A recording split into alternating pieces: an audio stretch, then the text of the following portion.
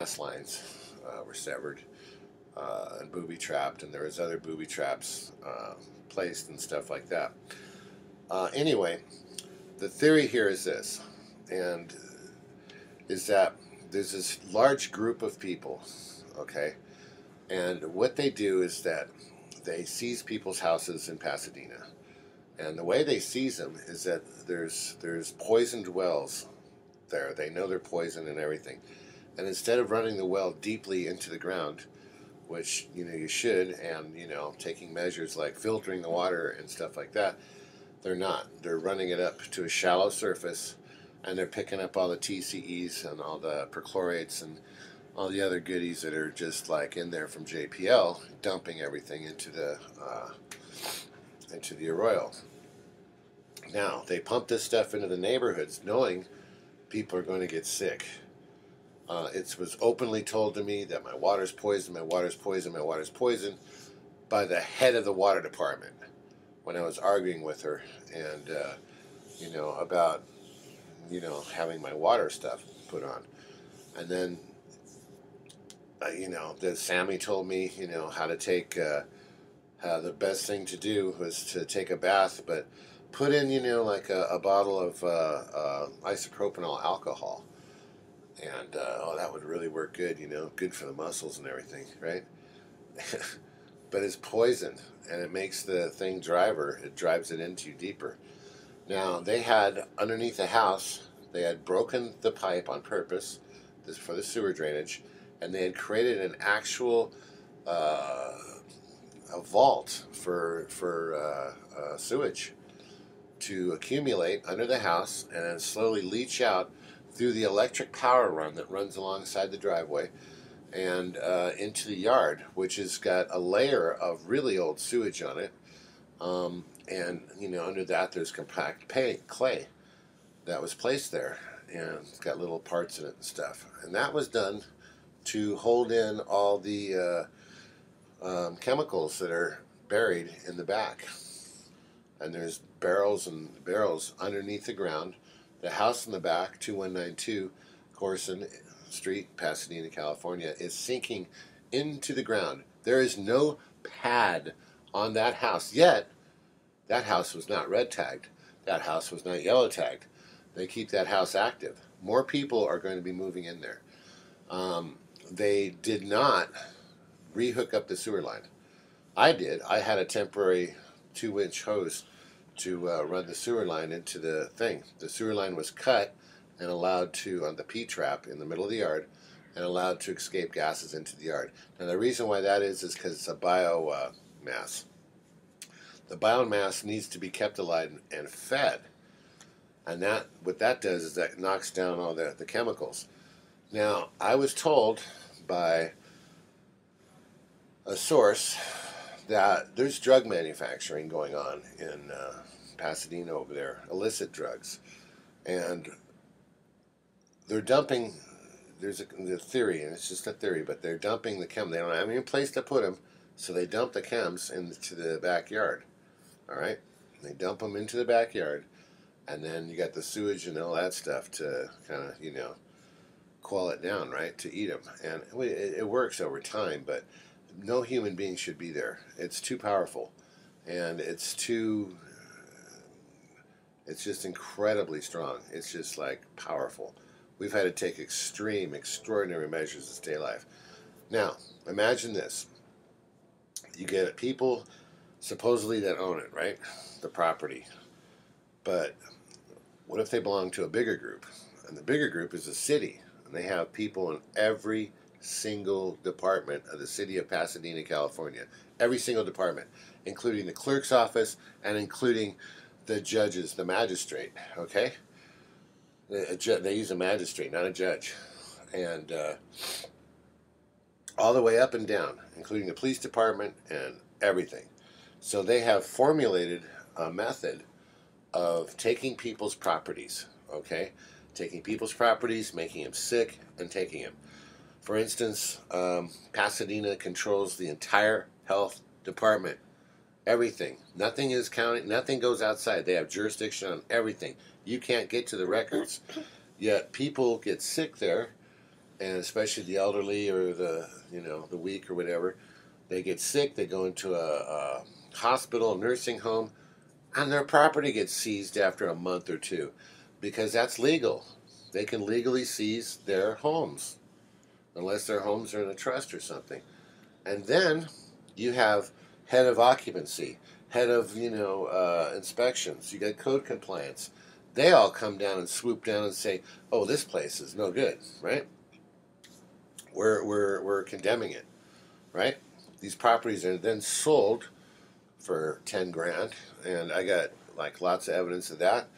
And 10 grand a piece is the average. These properties are sold, and then what they do is they sell them and transfer them to a shell group. Okay, Sami Masri, Muhammad Kamura, Hassan Kamura,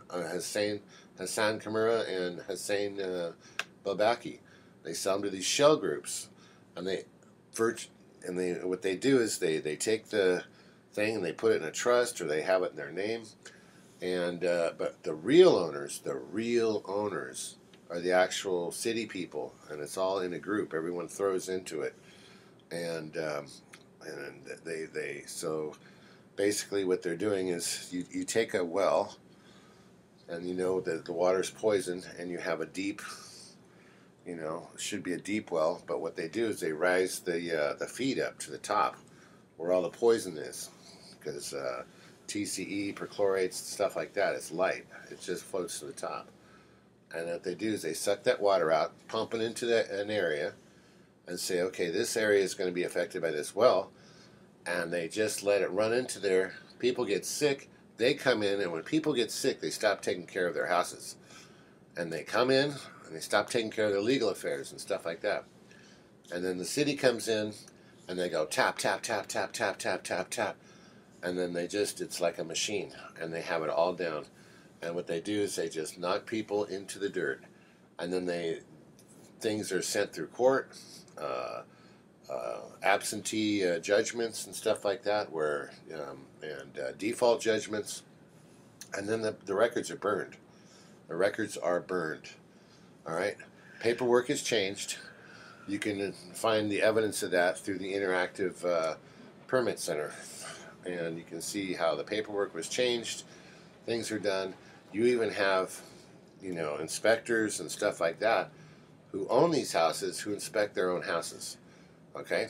We got Tony Escamilla, who has an inspection company, right, that operates in San Gabriel Valley, and he's an inspector full-time, right, with Pasadena. That's a total conflict of interest. You got Ophelia Cavazos, the health department. She comes in, and she'll shut the place down. They pulled the meter twice at that property that I know of. Once for me and once for another guy that died. And people came out of there in ambulances after 2-3 months of living there. A month and a half sometimes. I found that out. We were there for a long time, and we took extraordinary measures. We have special mineral baths and other homeopathic things that we use, and stuff like that, and also radiation. Now, this goes up so high that I had a federal EPA officer go there. He found radiation in the yard, but he farbed the meter. The meter went off, and there was 2 of them there, and there was another specialist, and the meter went off, and he messed with the dials in front of me. I'm not stupid. He sent me a letter and told me that he used 3 different types of machines. Well, he didn't. He didn't use a flame analyzer. He brought one, but he didn't turn it on. That's because the methane gas and stuff, it would have shown up. And there's gas on the east side of the house that comes out of where the gas meter is, and there's we call it a water spout. It's in the front. Water never stops there. The water's been shut off, but it still leaks and what have you, and you can see that and it goes straight into the water table. Now we got barrels and barrels of stuff underneath that ground, and they're coming out, and everybody who goes in the backyard gets high, dizzy, sick, like immediately. And what happened was I did a remediation on the sewage, and I had to fold it into the backyard. The city didn't come, the owners didn't come. I was forced to clean up 1,500 gallons plus of sewage, 2,000, whatever, a lot. And I've got the professional equipment. I've been in the remediation business and cleaning business for 20 years. Actually, more than that. And I was banned from touching any of my stuff for 3 months. So it would go and rot in the backyard and get ruined, which it did. We lost over $100,000, $150,000 in cash. We lost hundreds of thousands of dollars in goods and supplies. Hundreds and hundreds of thousands of dollars. And this was all okay by the city. All okay. And the reason it was all okay is because they own the house. And you will see through the words in the paperwork and the stuff they wrote me that these guys are all working in concert. All working in harmony. All together. It's a collusive group of criminals that are murderous criminals. Anyway, that's all for now.